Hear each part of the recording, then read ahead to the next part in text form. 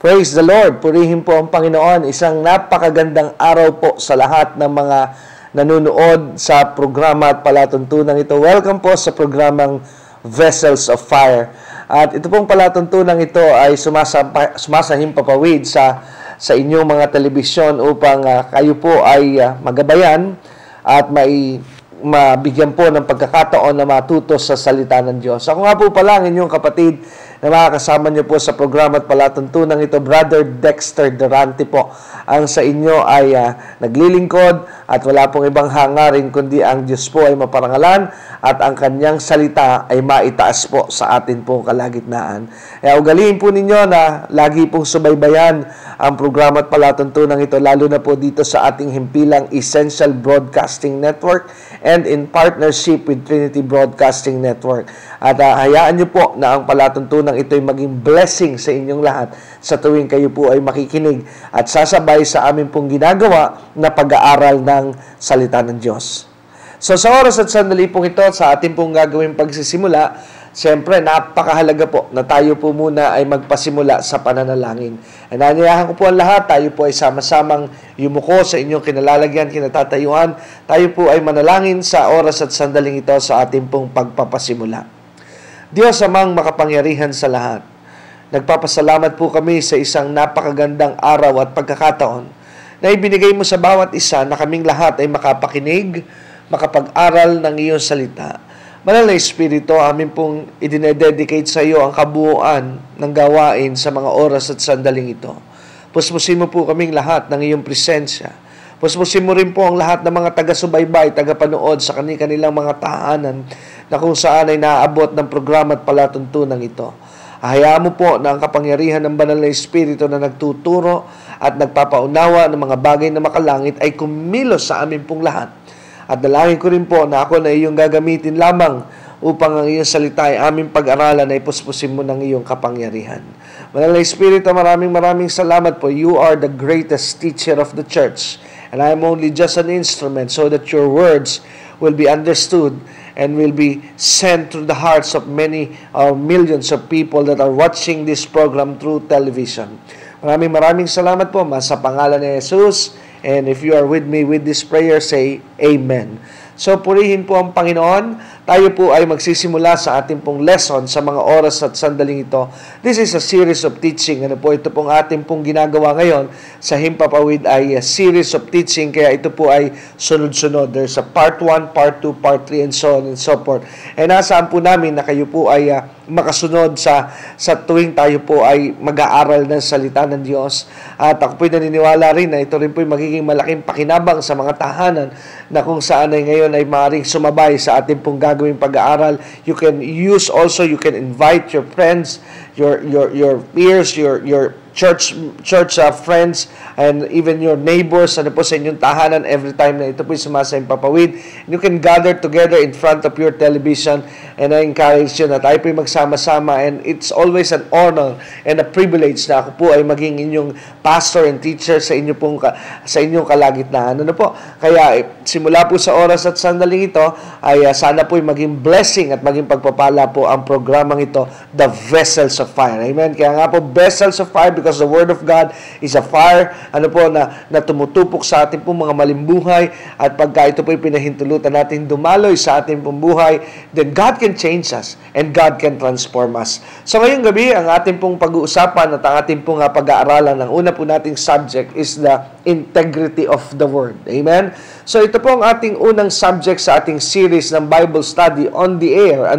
Na ating pong pasisimulan sa mga oras at sandaling ito, the integrity of the Word. Una po sa lahat ay napakalaga na ating po munang tingnan yung titulo. Integrity of the Word. What do you mean by the word integrity? Pag kayo po'y aking tinanong, ano ang unang pumapasok sa inyong isipan when you hear the word integrity?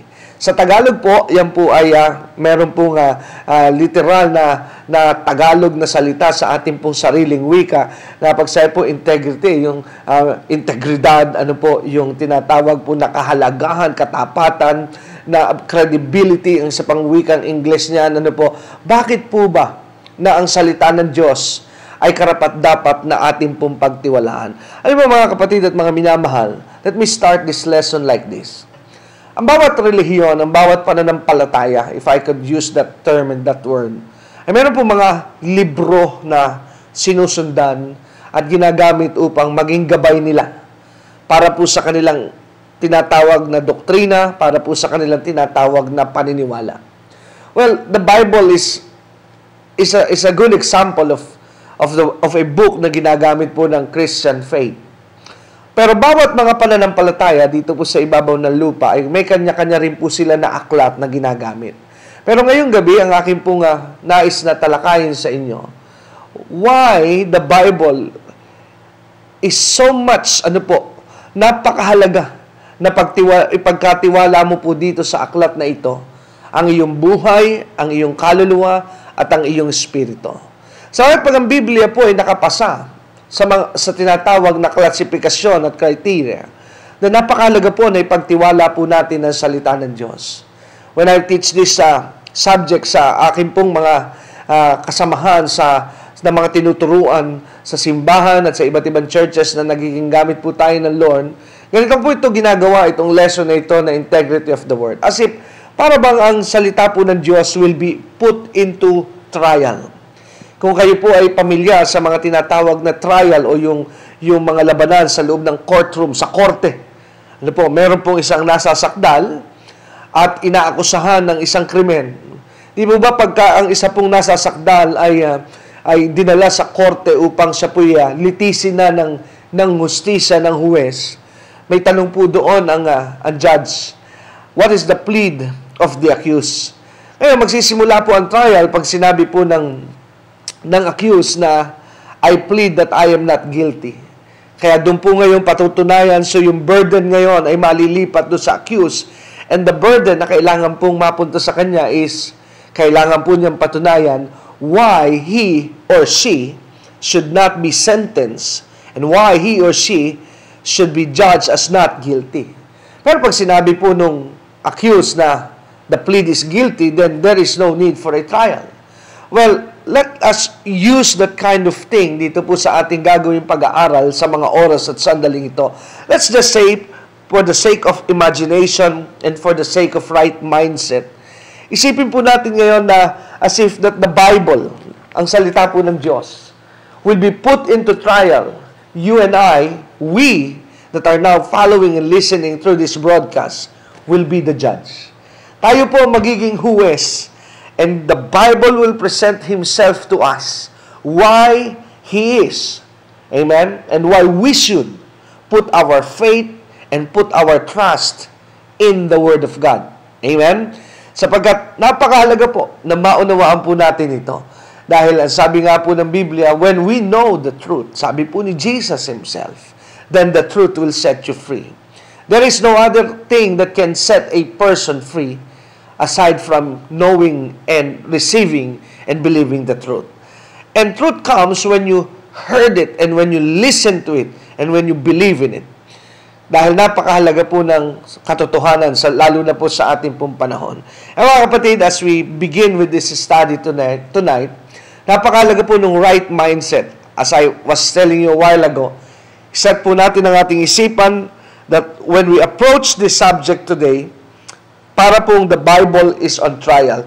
And He's telling us, He's presenting Himself to us, that He is and He should be. And we can put our faith and trust and offer our lives in believing the Word of God. Kaya ngayon po, buksan po natin ang ating Biblia. Let's start reading the Word of God as we continue to study the Word. Go to your Bible if you have your Bibles with you. Turn your Bibles with me to the book of Isaiah chapter 14. And let us first see the claims of the Bible. Atin po munang tingnan yung mga tinatawag na ikiniklaim o ina-acknowledge ng Biblia kung sino po siya at ano po siya. Isaiah chapter 40 verse 8 is a good chapter and a good book to start with.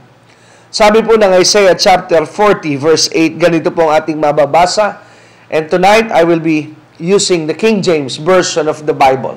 But whatever translation you are using, as you join with me as we study the Word of God, I believe it would not be any problem. You would not have any problem using any translation of the Bible as long as you are using the Bible. Amen? Isaiah chapter 40 verse 8, this is the book, the chapter that we should be starting tonight. Isaiah 40 verse 8, let's read. Sabi po ng King James Version, Isaiah 40 verse 8. Let us start reading this word of God tonight. The grass withered, the flower faded, but, look at this, but the word of our God shall stand forever. Wow. Sabi po sa Tagalog, ang mga damo ay nalalanta, ang mga bulaklak ay kumukupas, ngunit, sabi po, I like that word, but, ngunit, ang salita, there are so many words, but this time, ang sabi po, but the word of our God, ano po sabi ng verse 8? Shall stand forever. So, the Bible now is being compared to grass and flower.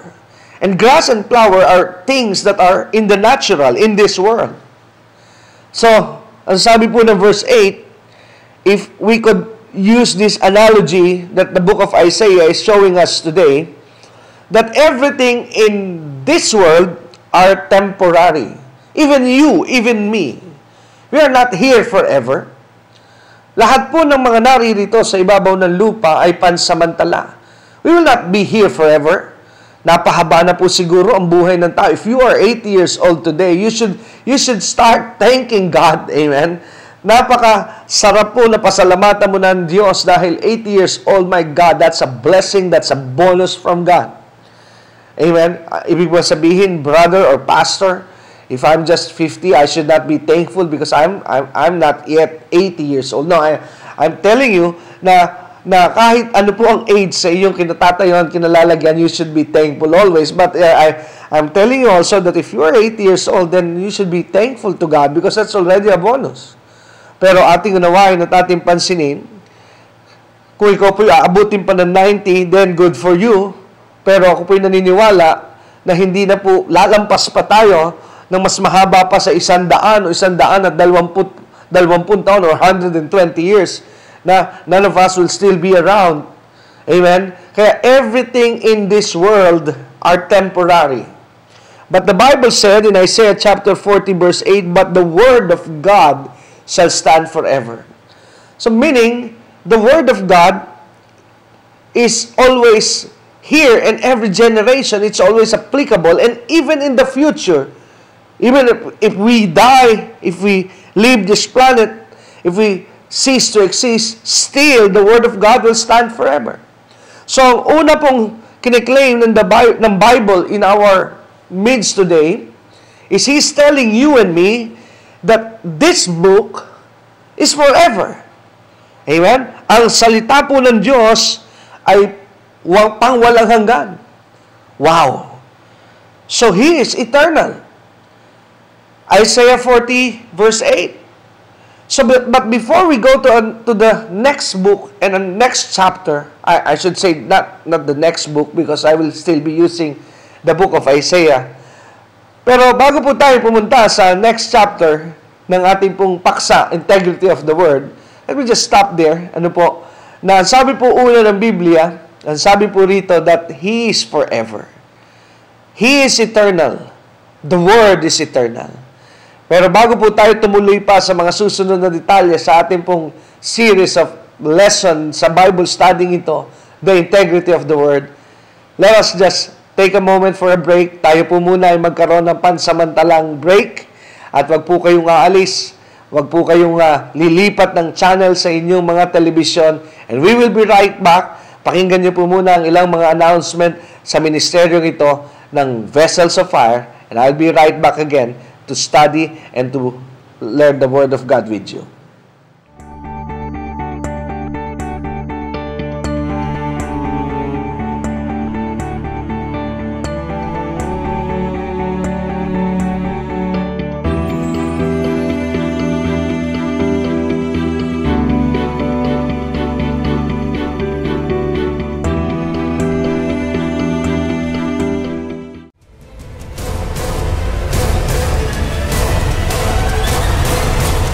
Praise the Lord. Nagbabalik po tayo sa programa at palatuntunang Vessels of Fire.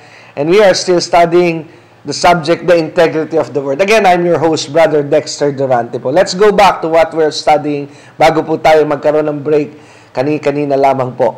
So, as I was telling you a while ago, Isaiah 40 verse 8, sabi po ng Isaiah 40 verse 8, the Bible claims that He is eternal. Now, let's move on to the next chapter and book. The same book, the book of Isaiah, but let's go to the next chapter.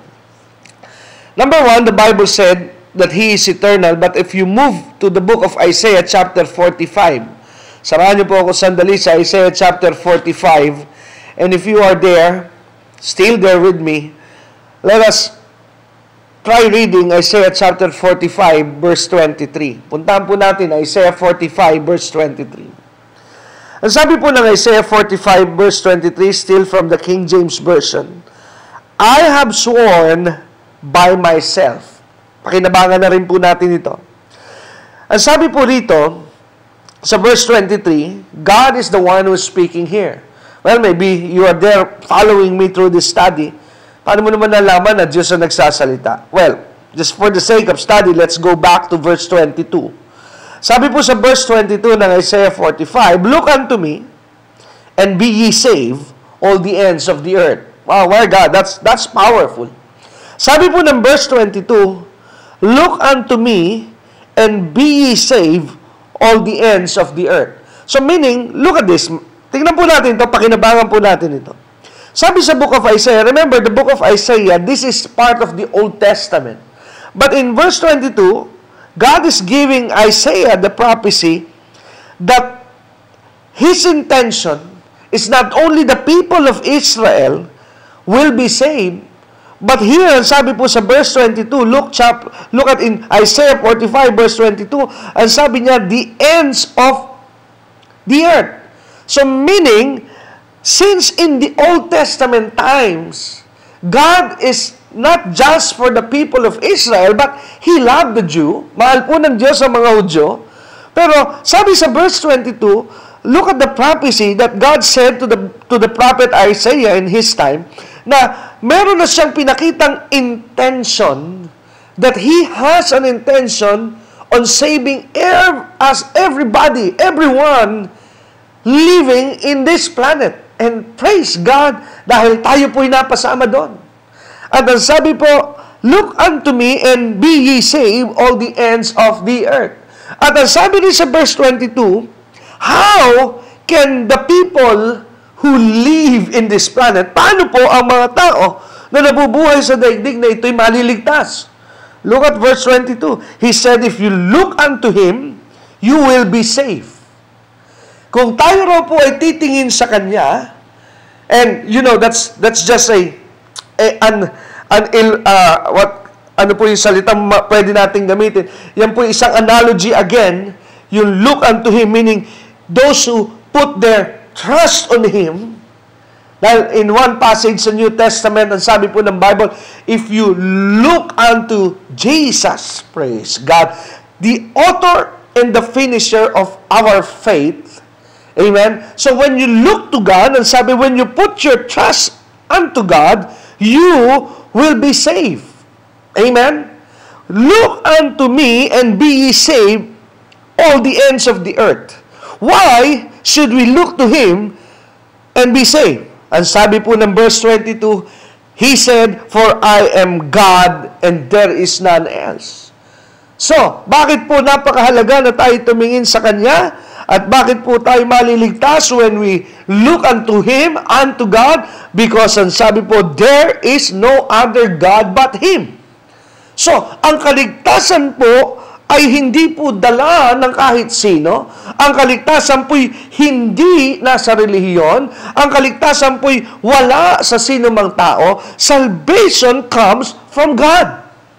Ang kaligtasan po ay kanino galing? Galing sa Diyos. And there is no one like Him. And sabi niya, and there is no other God but Him alone. Praise God. Look at this. So, sino po ang nagsasalita sa verse 22? Why did I go back to verse 22? Look looking at Isaiah chapter 45 verse 22 so that I can establish the context. Who is speaking here in verse 23? So we see it from verse 22 that God Himself is the one speaking through the prophet Isaiah here. And in verse 23, look at this, and sabi po sa Isaiah chapter 45 verse 23, He said, I have sworn. Who is that I, God? And sabi ng God, I have sworn by myself. Siya raw po'y sumusumpa sa kanyang sarili. For a moment, let's pause for a while as we do this Bible study. Why did God say, I have sworn by myself? Kasi in Tagalog, parang sumpaman. Alam ng Diyos. Di ba pag tayo po'y nangangako, sumusumpa ako sa harapan ng Diyos, sumusumpa ako sa harapan mo na I'm telling the truth. But this time, ang sabi ng Diyos, I am swearing not to you, but I'm swearing to myself. Why is it that He swear by Himself? He did not swear to other people or other person, but He said, I sworn by myself. Dahil wag po natin kalilimutan, pag tayo po'y nanunumpa, we should sworn ourselves to higher authorities than us. Tayo po kasi sumusumpa sa mas mataas sa atin. Amen. Praise God.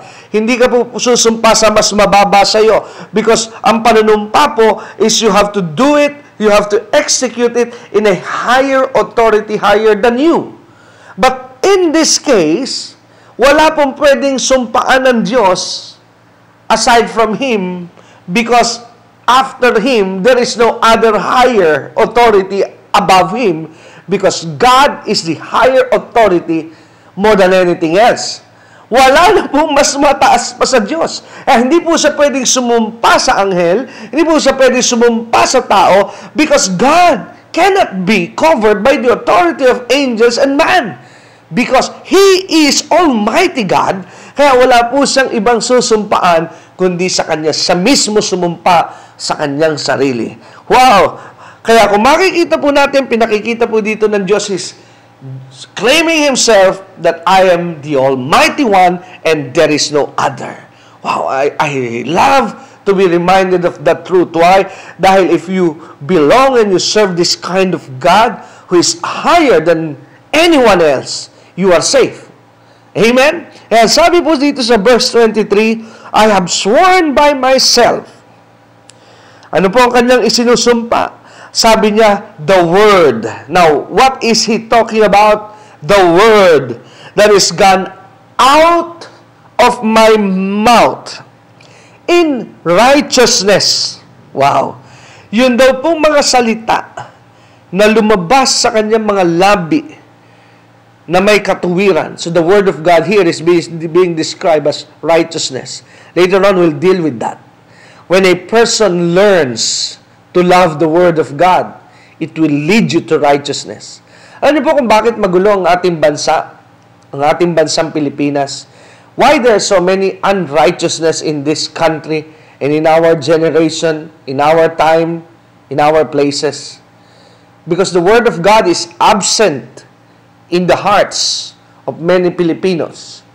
Well, alam ko po na ang broadcast po natin is not only being watched here in the Philippines because through this network, Essential Broadcasting Network, that carries our program, Vessels of Fire, we're not only heard here in the Philippines, but we are heard in all over Asia.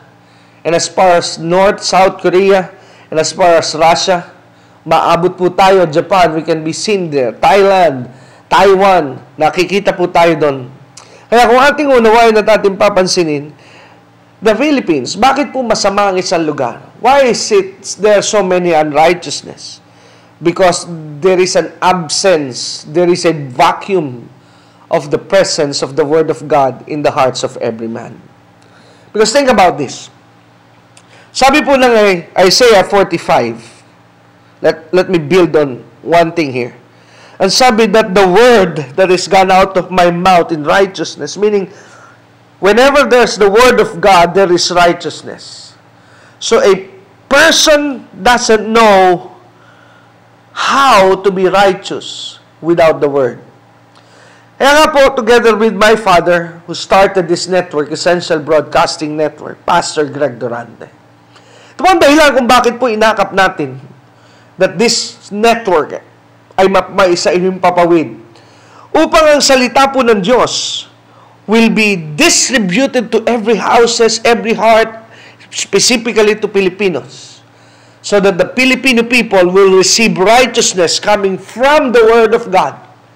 Dahil tayo po'y naniniwala that without the Word of God being preached and being believed and being received by people all over this nation, then there will be an absence of righteousness. Politicians cannot change this country. Only the Word of God, hallelujah, ang salita po ng Diyos ang babago sa buhay ng bawat tao. Because the Bible said, and sabi ng Isaiah 45, the word that is gone out of my mouth in righteousness, ano raw po sabi, next he said, and shall not return. So meaning, ang sabi po rito, when God speaks something in righteousness, and that's another thing, God will never tell you to do unrighteous thing. And when you dwell and you study the Word of God, you will only see command and advices in righteousness.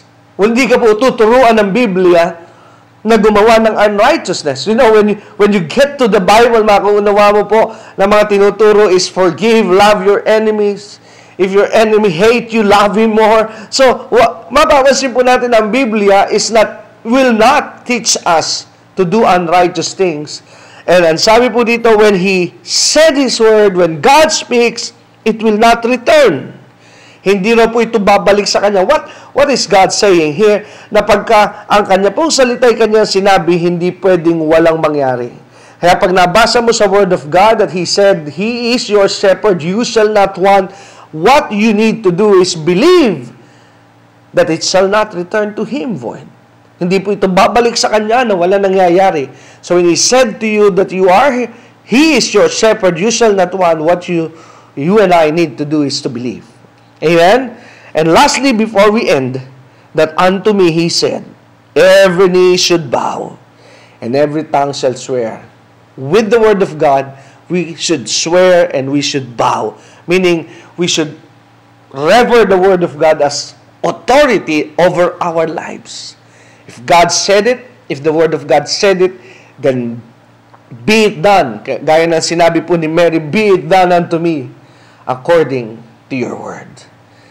Kaya purihin po ang Panginoon. So, we have seen 2 chapters today as we started this Bible study, Integrity of the Word. The Bible claims, and sabi, the Word of God is forever. Number 2, the Bible is righteousness, and it will not return to Him. And everyone will be subject to the authority of the Word of God. Wow, that's a very powerful claim. At sa mga oras at sandaling ito, as we end, let us pray. Tayo po ay manalangin. At kung sakali po na hindi mo pa tinatanggap ang Panginoon, well, I would like also to use this opportunity na tanggapin mo po ang Panginoon, Panginoong Jesus, na iyong Diyos, Panginoon na tagapagligtas. Well, salvation is so simple. Just believe, receive that Jesus is Lord, and you will be saved. So sabayan mo po ako sa panalangin ito. But before I pray the prayer of salvation, let us first thank the Lord for the Word of God today. Panginoon, maraming salamat po sa naganap na pag-aaral ng iyong salita. God, we praise you and we thank you for your Word and for the opportunity, Lord, to speak to your people about the truth in the Word of God. Pagpalain mo po ang bawat isa in Jesus' name. Amen. So for a quick prayer, sabihin mo ang ganito, Panginoon, Lord Jesus, tinatanggap kita sa aking puso. Simula sa araw na ito, pagharian mo po ako. Panginoong Jesus, pinapahayag ng aking labi na ikaw ay aking Diyos, Panginoon, na tagapagligtas. Patawarin mo po ako sa aking mga kasalanan at isulat mo ang pangalan ko sa aklat ng buhay. Maraming salamat po. In Jesus' name, amen. So kung kayo po ay may mga prayer requests, you can see the number on the screen. And God bless you. At sa mga susunod pong araw ulit na tayo po'y mag-aaral ng salita ng Diyos. Until next time, Brother Dexter here na nagsasabing, you are blessed and highly favored of the Lord, then God is with you. God bless you po and see you again sa ating pong next broadcast.